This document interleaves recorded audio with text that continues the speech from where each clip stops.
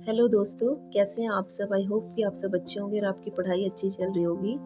आज मेरे दिन की शुरुआत हो गई है सुबह पौने 4 बजे से। थोड़ा अच्छे से मैं ले नहीं पाई, नींद में थी, तो मोबाइल का एंगल थोड़ा गलत हो गया। अभी पौने 4 हो रहे हैं, 18 तारीख है आज, और ये बाहर है, अंधेरा हो रखा है अभी पूरा। कुछ लोगों ने लड़ियाँ निकाल दी, कुछ ने अभी नहीं निकाली हैं। और उसके बाद फिर मैंने अपनी सुबह की पढ़ाई की। अब ऐसा हो गया है कि थोड़ा-सा अब मुझे रिलैक्स मिलेगा, क्योंकि अब बेटे का स्कूल का जो टाइमिंग है वो 9:15 बजे हो गया, तो 8:20 पे वो जाता है घर से। तो इसलिए अब मैं आराम से, मैंने ये सोचा कि मैं सुबह 3 से 4 के बीच में उठ के फिर उसके बाद अपना 2 से 3 घंटा आराम से पढ़ सकती हूँ। अगर मैं 7 बजे भी किचन में जाती हूँ तो मैं ईज़िली सारा काम कर लूँगी सुबह का। तो अब ये मेरे लिए विंटर्स में ये बहुत अच्छा एक गिफ्ट है। फिर ये पढ़ाई करने के बाद फिर मैं किचन में गई, और क्या था कि अभी हमने किसी के घर में चावल के आटे के परोठे खाए थे, तो वो पराठे उसको बहुत अच्छे लगे। तो आज मैंने सोचा कि वही मैं उसे स्कूल के लिए बना के देती हूँ। वो कहता मम्मी वही बना के देना मुझे।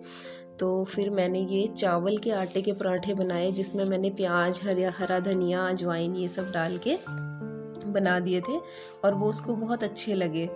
और जैसा कि आज मैंने आपको बताया कि मेरी जो ये टाइमिंग है ये अब थोड़ा सा, मतलब मैं सोच रही हूँ कि 3 से 4 के बीच में रखूँ, क्योंकि मैं रात को भी थोड़ा लेट ही सोती हूँ। 12 तो कम ही, 12:30 या 1 का टाइमिंग हमेशा हो जाता है मुझे।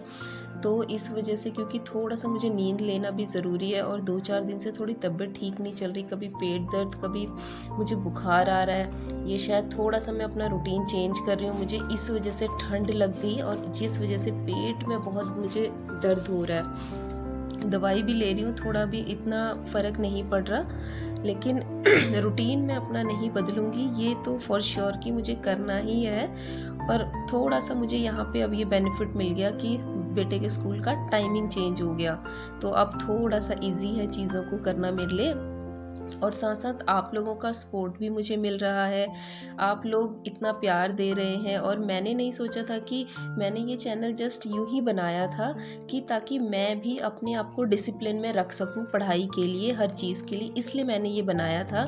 लेकिन मैं देख रही हूँ कि हाँ, मुझे भी लोग देख रहे हैं, मुझसे भी लोग मोटिवेट हो रहे हैं, तो ये मेरे लिए बहुत ही खुशी की बात है।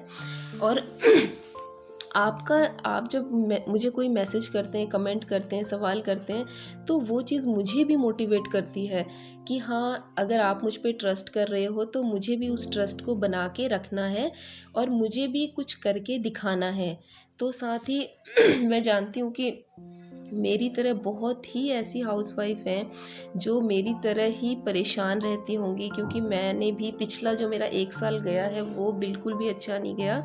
और साथ में जो लोग मतलब कुछ करना चाहते हैं लेकिन घर की जिम्मेदारियों की वजह से कर नहीं पाते हैं, जो कि मेरे साथ भी सेम यही प्रॉब्लम अभी तक चल रही थी।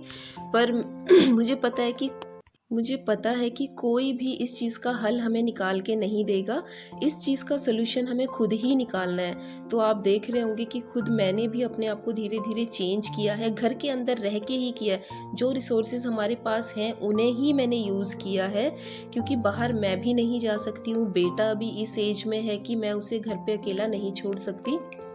तो उसको भी देखते हुए, घर को देखते हुए, मैनेज करते हुए, तो मेरा ये जो डिसीज़न था, अब जब मैं आप लोगों का रिस्पॉन्स देख रही हूँ तो मुझे ऐसा लग रहा है कि शायद मेरा ये डिसीज़न सही था। और मैं भी साथ साथ अपना डिसिप्लिन में रह रही हूँ, मैं भी साथ साथ चीज़ें टाइम टू टाइम कर रही हूँ।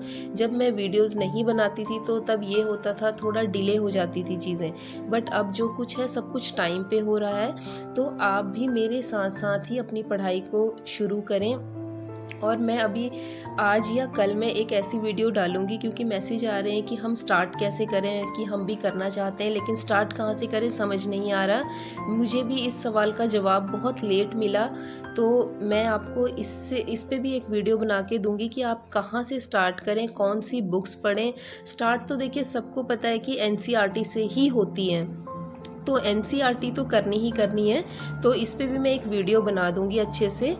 और आज फिर मैंने ज़्यादा कुछ नहीं किया, आज मैंने किचन का काम किया, बस पोछा भी मैंने लगाया नहीं, बस झाड़ू झाड़ू लगाया आज, क्योंकि तबीयत नहीं ठीक थी। धीरे धीरे मैं लगी हुई थी काम में।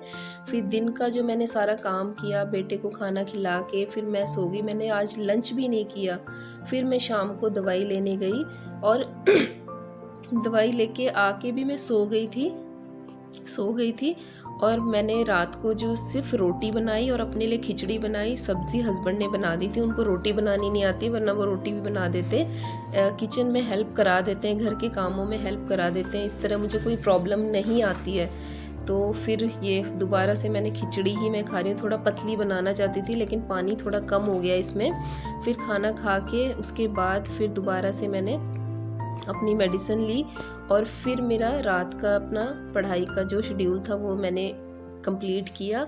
साथ ही पढ़ते टाइम, जब अभी मैंने स्टार्ट ही किया था, इस टाइम पे मुझे थोड़ा पेट में प्रॉब्लम हो रही थी और मुझे वॉमिटिंग जैसा फील हो रहा था, क्योंकि अभी अभी मैंने खाना खाया था, फिर मैंने मेडिसिन खाई। वो पेट में कुछ अजीब सी ही प्रॉब्लम हो रही थी। काफ़ी देर तक तो बेटा भी मेरे साथ उठा रहा, तो क्योंकि मुझे दिक्कत हो रही थी। वो कहता कोई ना, अभी मुझे नींद नहीं आ रही, मैं थोड़ा देर में सोऊंगा मम्मी।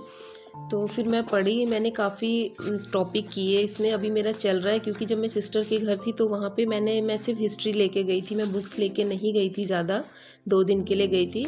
तो अभी फिर मैं पॉलिटी भी कर रही हूँ साथ में, और ज्योग्राफी, मतलब जो जीएस का पार्ट है ना, ये मेन है अभी।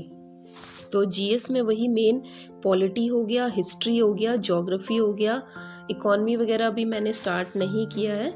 तो आप भी ये 3 को बहुत अच्छे से करें, एनसीईआरटी से करें, और सिर्फ एक एक बुक आपने साथ में रखनी है। स्पेक्ट्रम रखनी है, पॉलिटी के लिए आपने लक्ष्मीकांत रखनी है। इनके अलावा अगर आप ज़्यादा बुक्स का ढेर लगा दोगे तो फिर आप कंफ्यूज हो ही जाओगे। शुरू से आप इस चीज़ को ध्यान में ज़रूर रखना कि ज़्यादा बुक्स आपके टेबल पे नहीं होनी चाहिए जो कि आपको कंफ्यूज करें। और साथ साथ एक एक चीज़ का टॉपिक उठा के एक अगर आप एनसीईआरटी कर रहे हैं 6th 7th 8th 9th 10th, आपने क्या करना है, 6th 7th 8th आपने 3 जो है उसकी 7th की 8th की 6th की आपने तीनों की हिस्ट्री की जो एक साथ पढ़नी है, क्योंकि उससे फिर आपको पता चलेगा कि 6th में क्या था, उसके बाद क्या हुआ, उसके बाद क्या हुआ।